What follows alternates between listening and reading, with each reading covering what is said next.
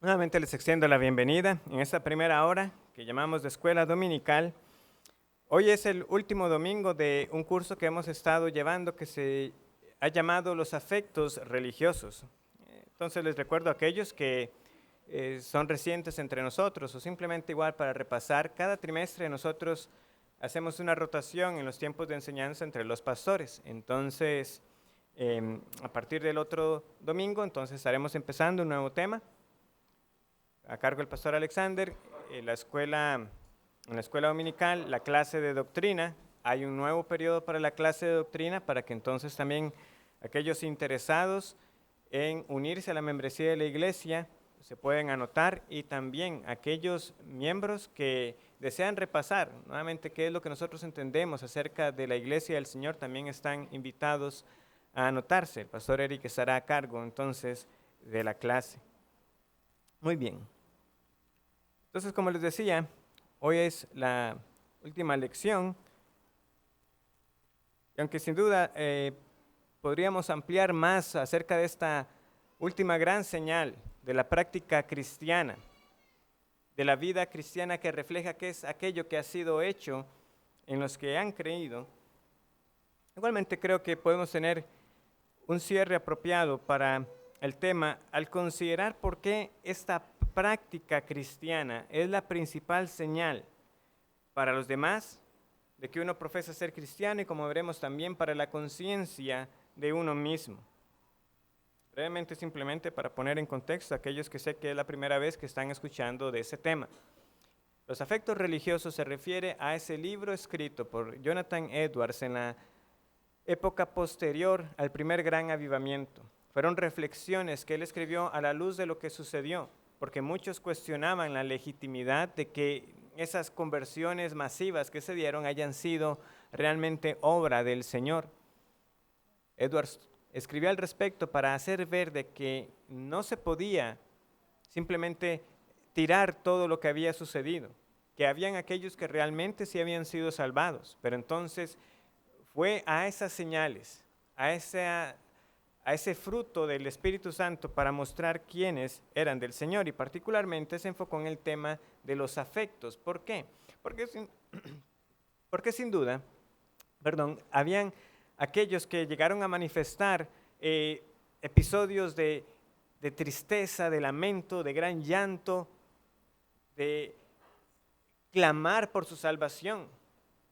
Pero ¿qué sucedió? Muchos después no perseveraron en ese testimonio, en esa profesión de la fe que habían hecho. Entonces, ¿qué había sucedido? Bueno, nosotros vimos como gran tesis de que la vida cristiana, en efecto, consiste de los afectos religiosos, consiste en emociones santas para el Señor. Sin embargo, es más que eso también. No menos, pero sin duda hay más. Esto para aclarar de que aquel que realmente no expresa en su vida ningún tipo de afecto, de fervor, de celo, de amor por el Señor, no tiene realmente pie para considerar de que está viviendo para Él, de que una obra ha sido hecha en su vida. Eso sería más bien, en el mejor de los casos, como también aclaré al inicio, un enfriamiento en alguien que sí es del Señor, pero por diversos descuidos su vida se ha ido apagando. Pero hay algunos que sencillamente nunca han conocido realmente lo que es vivir para el Señor, y entonces quienes nunca han expresado la más mínima consideración por la causa cristiana, por el Señor Jesucristo, no tienen en sí mismo por qué estar pensando de que si el Señor ha hecho una obra en ellos. Esto va más que todo por lo que sucedía en aquella época y que hemos reiterado sigue sucediendo hoy. Que algunos basan su conversión por el hecho de que en algún momento llegaron a sentirse de cierta manera, porque llegaron a hablar en lenguas, porque alguien les dijo que una obra del Espíritu Santo llegó a ser hecha, y que ese ímpetu, esa emoción, ese entusiasmo inicial, posteriormente se fue diluyendo hasta prácticamente quedar nada.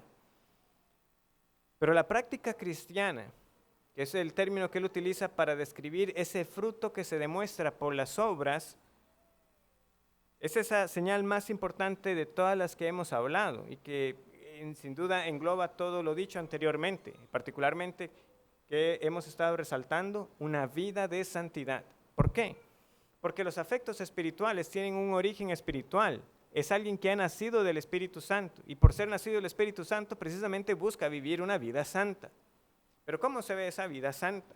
No solamente por palabras, que alguien diga que vive para el Señor, que lo ama mucho, sino como tantos pasajes, y podríamos citar hoy muchísimos más, nos reiteran de que aquel en quien ha sido hecha una obra, obra para el Señor.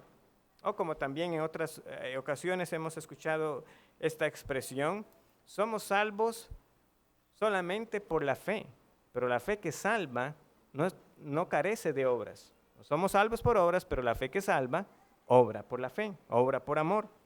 Hay evidencia de que el Señor ha hecho algo.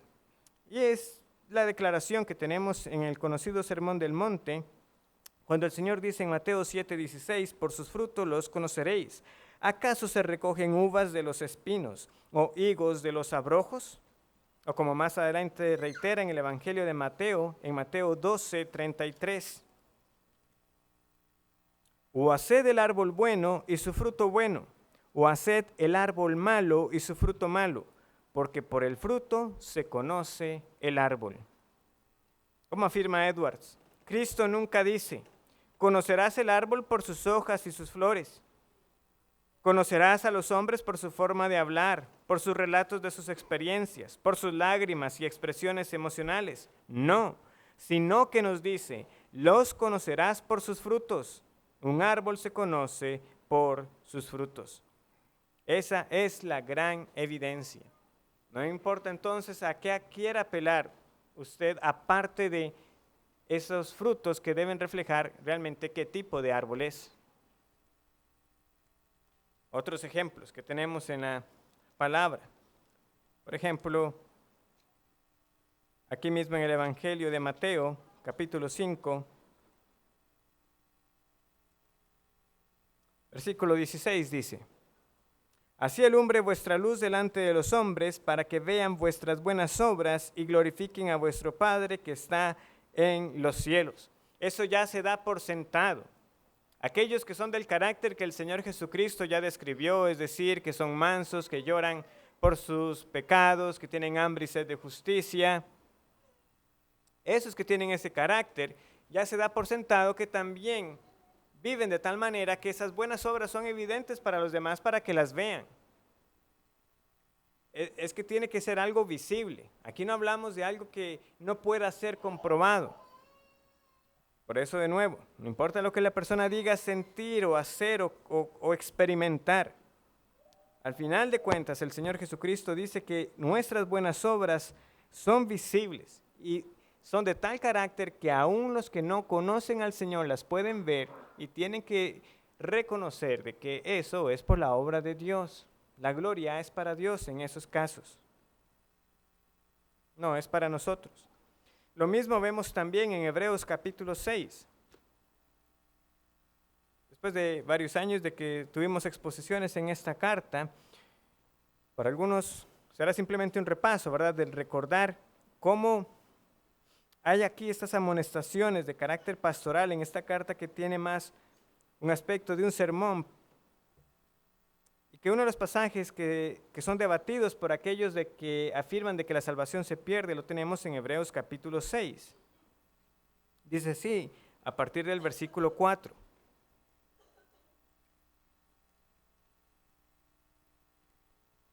He aludido varias veces a secciones de esta porción. ¿Por qué?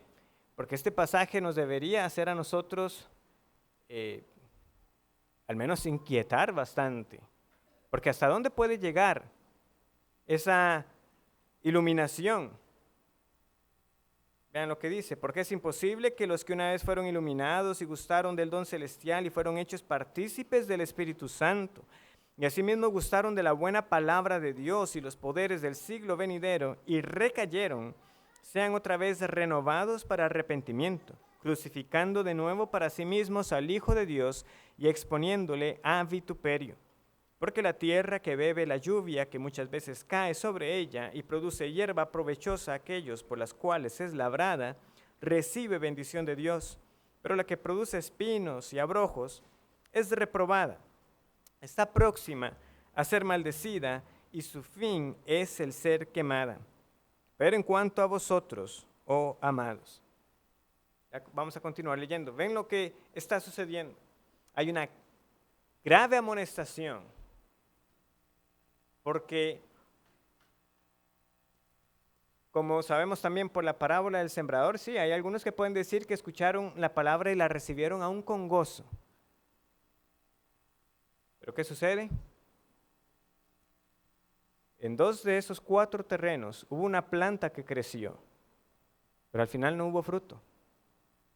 Se quemó, se secó. Vinieron las pruebas, las tribulaciones, los afanes de esta vida. En todo caso, esa planta muere, pero nos deja ver de que en efecto hay algunos que llegan a gustar de la buena palabra. Pero ¿por qué el autor podía hacer una separación?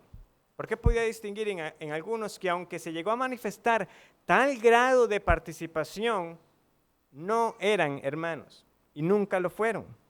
Por la siguiente razón, dice el versículo 9, pero en cuanto a vosotros, oh amados, estamos persuadidos de cosas mejores y que pertenecen a la salvación, aunque hablamos así, porque Dios no es injusto para olvidar vuestra obra y el trabajo de amor que habéis mostrado hacia su nombre, habiendo servido a los santos y sirviéndoles aún. ¿Por qué podía estar persuadido de algo mejor? Porque era evidente que obraban por amor. Porque era evidente que había fruto de la fe que profesaban y continuaban haciéndolo. No solamente que hace mucho tiempo yo recuerdo lo que usted llegó a hacer, no, sirven y sirviéndoles aún. ¿A quiénes? A los santos, a otros hermanos en la fe. Eso era la razón por la que podía estar persuadido de algo mejor y que pertenece a la salvación, porque era evidente. Eso que se está viendo ahí es esa fe que obra por amor. Es el trabajo de amor que habéis mostrado hacia su nombre. Es esta evidencia la que hablará de la vida de uno y delante de otros. Conocemos esa expresión, ¿verdad?, que se utiliza popularmente, que los hechos valen más que las palabras o más que 1000 palabras. A veces hay que entender que hay expresiones que pueden reflejar un grado de verdad de lo que tenemos nosotros en la palabra de Dios. Pero podemos ser todavía más específicos. Los hechos deben respaldar nuestras palabras. Los hechos deben respaldar nuestras palabras. Nuevamente, ¿qué otros pasajes podemos leer o repasar? Más bien, Santiago capítulo 2, versículo 14.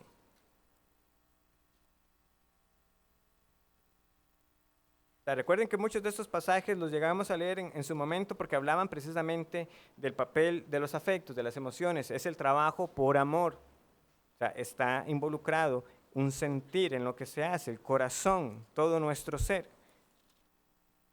Pero el hecho que debemos ver detrás de ese afecto es el hecho de que hay una obra, hay algo tangible, visible para los demás. Entonces, Santiago 2:14, pasaje también conocido, dice: hermanos míos, ¿de qué aprovecha si alguno dice que tiene fe y no tiene obras? ¿Podrá la fe salvarle?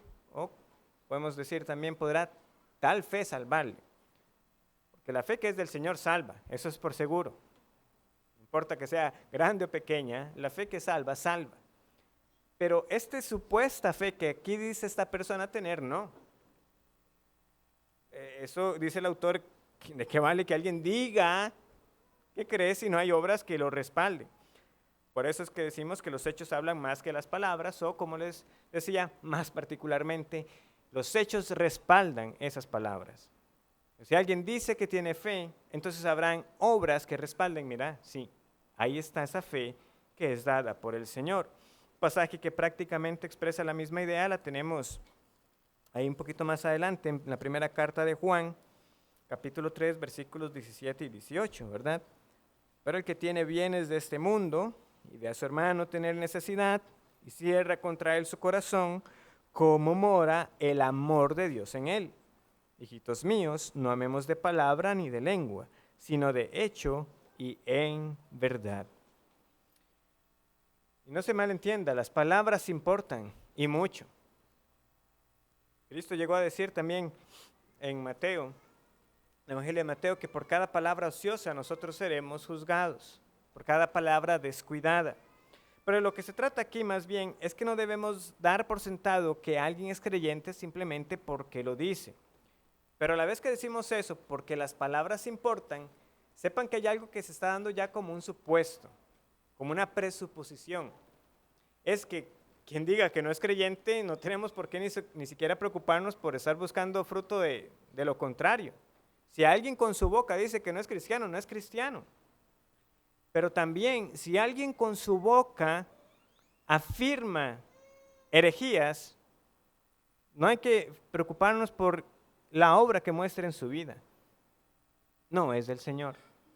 Sé que esto puede sonar un poco más para algunos, pero ¿cómo puede llegar usted a afirmarlo? Bueno, es que la Biblia nos dice a nosotros con claridad de que hay aquello que una persona puede sostener que condena el alma. Por ejemplo, trayendo a la memoria, la semana pasada una hermana me hacía una pregunta acerca de lo que una señora le estaba diciendo, pero lo que esa señora estaba afirmando claramente negaba la divinidad de Cristo. Y Primera de Juan también tiene mucho que decir acerca de aquellos que negaban, por ejemplo, que Jesucristo había venido en carne. No, si una persona afirma una herejía, así parezca que tenga manifestaciones de piedad en su vida, eso no nos muestra nada. Sencillamente es una persona que cree una herejía y que hace cosas conforme a la voluntad de Dios. ¿Por qué? Porque Dios en esa bondad para con la humanidad pone freno a nuestro pecado y ha puesto una conciencia que nos acusa de tal manera que aún los impíos harán cosas que son conforme a la voluntad de Dios, aunque no lo hacen para glorificar a Dios. La motivación importa, como también voy a decirles en breve. Una persona puede vivir mostrando hechos conformes a la piedad, pero lo que sale de su boca lo invalida. Como les decía, lo invalida porque si abiertamente dice que no es cristiano, no es cristiano, y si afirma herejías, igualmente no lo podemos tener como hermano. El asunto es que quien diga ser creyente y no tenga frutos, esa fe que obra por amor a Dios y al prójimo está ausente entonces, si no hay frutos. No importa en esos casos los derramamientos del Espíritu a los que diga apelar, ni las lenguas, ni las lágrimas, ni el gozo, ni las lamentaciones por el pecado, o que levantó la mano y pasó al frente, o que firmó una tarjeta, o que hizo una oración específica. No hay fruto. No hay fruto. Por eso la práctica cristiana, esa vida en obediencia a los mandamientos de Dios, es esa señal más segura y a la cual debemos prestar mayor atención de todas las cosas que hemos dicho porque engloba todo ese carácter del cristiano. El creyente guarda los mandamientos de Dios. Exteriormente se ve que lo que hace es porque Dios se lo ha dicho en su palabra. Pero precisamente eso que es visible, eso que podemos ver, tiene que corresponder con una realidad interna, porque la motivación sí importa. De nuevo, otro pasaje sumamente conocido, pero simplemente para que le prestemos quizás atención a esto que podemos pasar por alto. Vamos a Jeremías capítulo 17.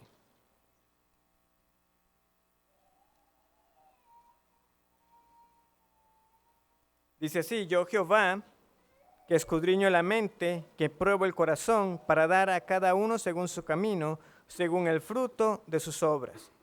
Este versículo es conocido como la respuesta a la pregunta conocida, ¿verdad? ¿Quién puede conocer el corazón? Y el Señor dice: yo lo conozco. Pero notemos entonces qué es lo que hay detrás de del hecho de que el Señor conozca el corazón. Es que al final alguien puede también decir: bueno, yo puedo apelar a muchas obras que he hecho. Sí, pero el Señor no solamente ve lo externo, Él ve el corazón. Él ve el corazón, Él lo prueba y al final dará recompensa a cada uno según el fruto de sus obras. Sí, nuestras obras serán juzgadas, pero vemos que el Señor inicia viendo lo que nosotros no podemos ver. ¿Qué es lo que hay en el corazón? Lo mismo tenemos en Apocalipsis capítulo 2, versículo 23.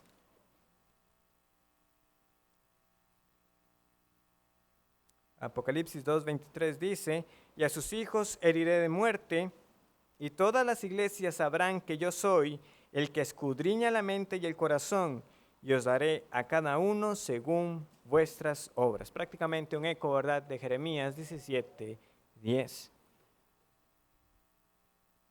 Nuevamente, el Señor es muy claro en su palabra. Él no da espacio para que uno caiga en el engaño, a menos de que uno persista en querer engañarse a sí mismo, negando la verdad clara de la palabra.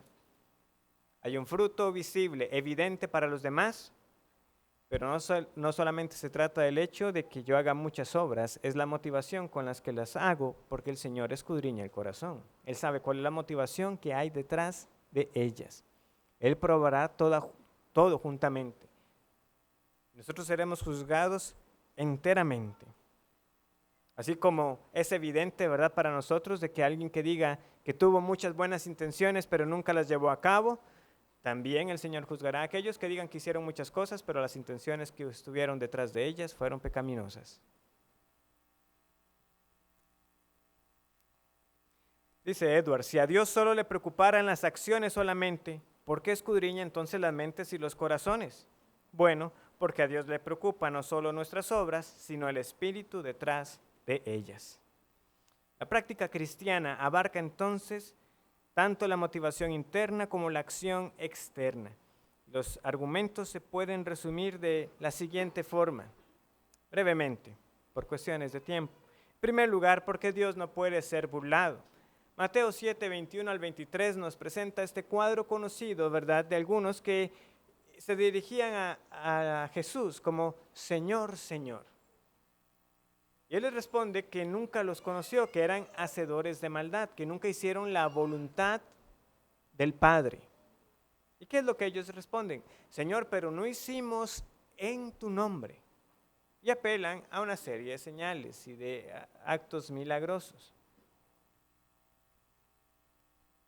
¿Ven el punto? Dios no puede ser burlado. En el día final, esos estaban tranquilos, confiados de que saldrían librados del juicio divino porque hicieron ciertas cosas. Pero detrás de ello nunca estuvo, en verdad, el obedecer a la voluntad de Dios. Podemos pensar en más pasajes. Gálatas, cuando Pablo escribe, no se engañe, cada uno cosechará lo que ha sembrado. Dios no puede ser burlado. Ninguno de nosotros sorteará esto al final para salir bien librado. El Señor conoce lo que hacemos y las razones que hay detrás de lo que hacemos. En segundo lugar, vemos que también precisamente el Señor prueba a los suyos para que para nuestro beneficio sea evidente para nosotros qué es lo que hay en nuestro corazón. Hay muchos pasajes como este que vamos a leer, pero nos basta con Deuteronomio 8:2.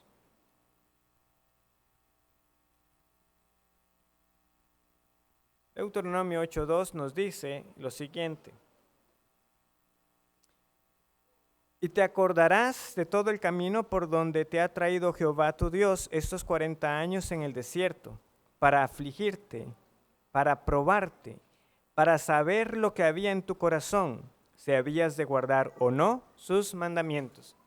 ¿Quién necesita saber lo que hay en el corazón? ¿Jehová? No, Él es omnisciente. Él sabe todo lo que es. ¿Para quién entonces? ¿Para beneficio de quién es la prueba? Bueno, para uno. La aflicción es de beneficio para uno si viene a mostrar lo que hay en nuestro corazón. Por eso les decía que hay varios pasajes como estos.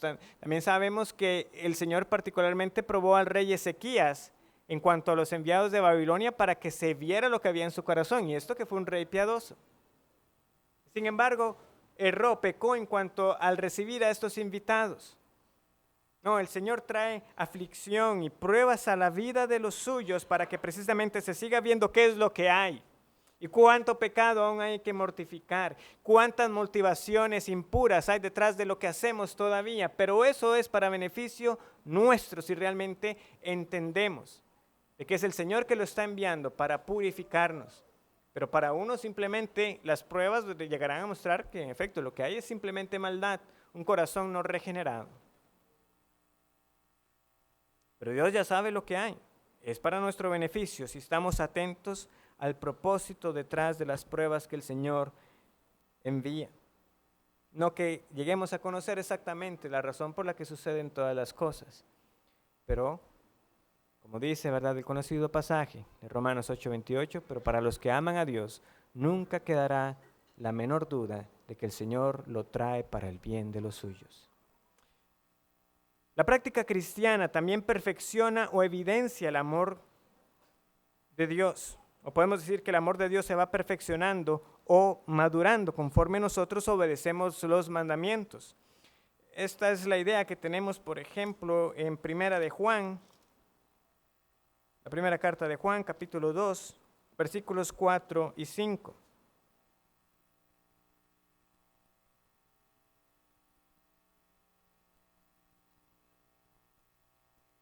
Dice así: el que le dice, yo le conozco y no guarda sus mandamientos, el tal es mentiroso y la verdad no está en él. Pero el que guarda su palabra, en este verdaderamente el amor de Dios se ha perfeccionado. Por eso sabemos que estamos en él. Muchas veces la palabra que leemos en el Nuevo Testamento como perfeccionar tiene la idea de completar, de madurar. Entonces vemos que en aquel que guarda los mandamientos de Dios, el amor de Dios se va madurando, se va completando, se va perfeccionando. Esa es evidencia. ¿Ha conocido usted el amor de Dios? Bueno, esa obediencia a los mandamientos de Dios muestra precisamente cómo ese amor de Dios está obrando en su vida y cada vez más y más. Un cuarto argumento que podemos presentar para saber este énfasis que la Biblia da a esta vida de la práctica cristiana, a esta vida de obediencia a los mandamientos de Dios, es el constante énfasis que notamos en ello. Edwards hacía una gran amonestación al respecto. Nosotros cometemos un grave error si damos mucha importancia, si enfatizamos aquello que la Biblia enfatiza poco y por el contrario minimizamos aquello a lo que le da mucha importancia. Y es que, de verdad, aquí estoy simplemente haciendo una selección de pasajes, pero nosotros tenemos texto tras texto que nos habla acerca de esa fe que obra por el amor, acerca de que si amamos al Señor guardamos sus mandamientos, acerca del deber del cristiano de vivir conforme a la ley de Dios. Romanos 13:8.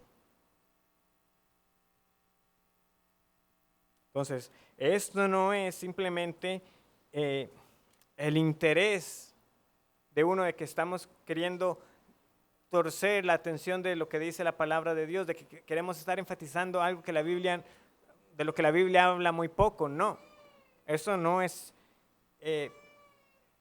una preferencia de selección en la importancia de los temas de los que la Escritura habla.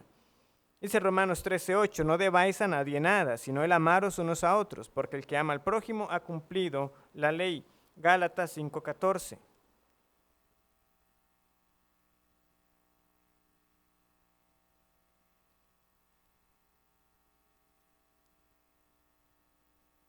Gálatas 5:14 dice, porque toda la ley en esta sola palabra se cumple, amarás a tu prójimo como a ti mismo. Leo también para ustedes Mateo 22:39 y 40, dice así. Y el segundo es semejante, el segundo mandamiento, amarás a tu prójimo como a ti mismo. De estos dos mandamientos depende toda la ley y los profetas. Tenemos entonces las palabras del Señor, las cartas apostólicas y como este pasaje hay muchos más que podemos seguir citando. Es que sin ambigüedad el Señor así lo afirma, si me amáis, guardad mis mandamientos. Juan 14:15, Juan 14:23, Juan 15:2, Juan 15:8, Primera de Juan 2:3, Primera de Juan 2:5, Primera de Juan 3:18 y 19, Segunda de Juan 6. Y puedo seguir citando.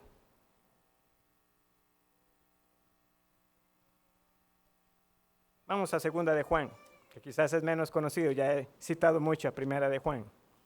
Segunda de Juan 6. Y este es el amor, que andemos según sus mandamientos.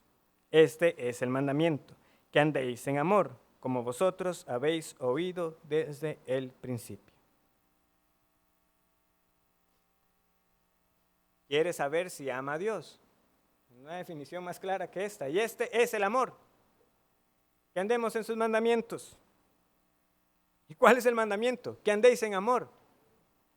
Parece como si fuera circular. Es que no están separados. No se puede tener el uno sin el otro. ¿Sí? Amamos a Dios porque Él nos amó primero. Pero la evidencia de ese amor por Dios, ¿cómo lo tenemos? En guardar sus mandamientos. En guardar sus mandamientos. ¿Es claro? Es muy claro. Dice Edwards, Dios nos juzgará por nuestra práctica en el día del juicio. No nos pedirá que demos nuestro testimonio personal. No examinará nuestras experiencias religiosas. La evidencia con base en la cual el juez nos aceptará o nos rechazará será nuestra práctica cristiana. Con todo esto que se ha dicho y que se ha leído, claramente Edwards aclara también una objeción que alguien podría estar pensando. Pero es que eso suena muy legalista. Eso suena a un énfasis desmedido en las obras. No, todo lo contrario. O sea, todos esos pasajes que estamos leyendo, ¿qué es lo que nos muestran? Que este es el fruto de. En ningún momento aquí se está afirmando de que alguien pueda reconciliarse, de que pueda ponerse a cuentas por Dios por mucho que haga. Nunca. Nadie será justificado por las obras de la ley. Por si no, lo tenemos claro. No, nadie está hablando aquí de menospreciar o poner a un lado la bella doctrina de la justificación por la fe. Nunca se ha estado argumentando a lo largo de este curso, en general en esta congregación, de que alguien pueda estar a cuentas con Dios por mucho que haga, sino que las obras son la respuesta agradecida. La ley fue dada para nuestro bien y el creyente sabe entonces que todo lo que Dios le mandó es bueno y es santo y que esa es la ruta trazada en esta vida. Lo que Dios me diga, ahí estaré seguro. Y es el placer y el gozo y el deber del cristiano. Entonces andar por esa ruta trazada por la ley de Dios. Él aclara diciendo entonces, la doctrina de la gracia inmerecida de Dios para los pecadores quiere decir que no hay cualidades buenas en nosotros que puedan ganar o merecer su gracia. Dios ama a sus elegidos libre y soberanamente, por las infinitas riquezas de su propia naturaleza divina, no por algo hermoso en sus elegidos. Similarmente, la justificación sin obras quiere decir que ninguna cualidad o acción hermosa en nosotros puede ser la propiciación por nuestros pecados. O sea, más claro no lo puede decir.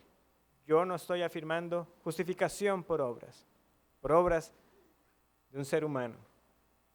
Solamente esa obra perfecta del Señor Jesucristo obró justicia. Y el Padre atribuye, nos viste con esa justicia de Cristo.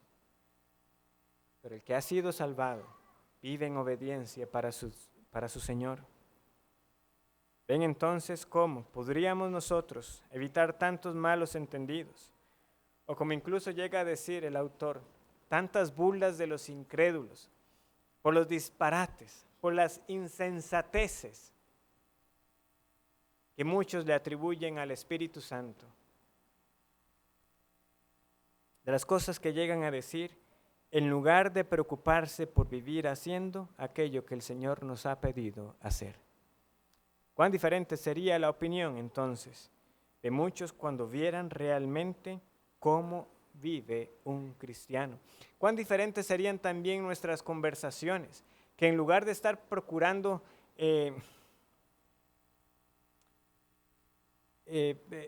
como dar ese sentido a otros de que como si esto fuera una competencia de quién ha sentido más, de quién ha vivido más cosas, como yo soy más cristiano que usted, seríamos cristianos humildes que buscaríamos la edificación mutua, sabiendo a qué nos ha llamado el Señor y exhortándonos a perseverar en este camino de buenas obras para que abundemos en fruto para nuestro Señor. Sí, para el mundo el mensaje del Evangelio será una locura, pero que eso no se confunda con el hecho de que por nuestra conducta, por lo que le lleguemos a atribuir al Espíritu Santo, realmente el mundo diga, eso no tiene sentido, esos son disparates. Para ir cerrando el tema, en estos minutos que quedan, hay una narrativa que Jonathan Edwards llegó a escribir. Para efectos de nosotros, hoy podríamos llamarla una autobiografía, pero realmente él no la escribió como una biografía propia en ese sentido para que fuera leída por muchas personas. Fue más una correspondencia privada, pero bueno, como sucedió con muchas de sus obras, después de su muerte, fueron recuperadas y puestas a disposición de muchos. Por lo que tenemos aquí, en esta narrativa personal que se encuentra, hay fragmentos que se pueden conseguir en español también, de esta narrativa. Edwards básicamente se examinó a sí mismo con todo esto que él escribió. Esta narrativa personal, de hecho, es antes de que él escribiera Los afectos religiosos. Cuando uno lee la narrativa, uno hasta se ve persuadido a pensar de que ese hombre fue cristiano antes de lo que él cree.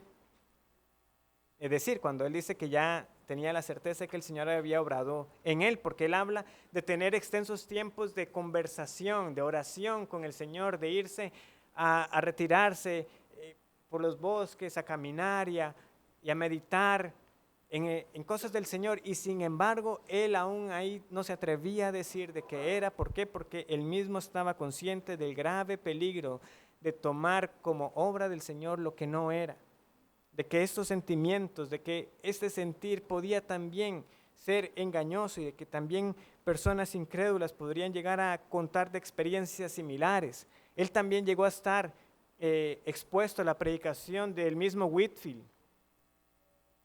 El mismo Whitefield cuenta, ahora como yo les mencionaba al inicio del curso, que él veía las lágrimas en este hombre.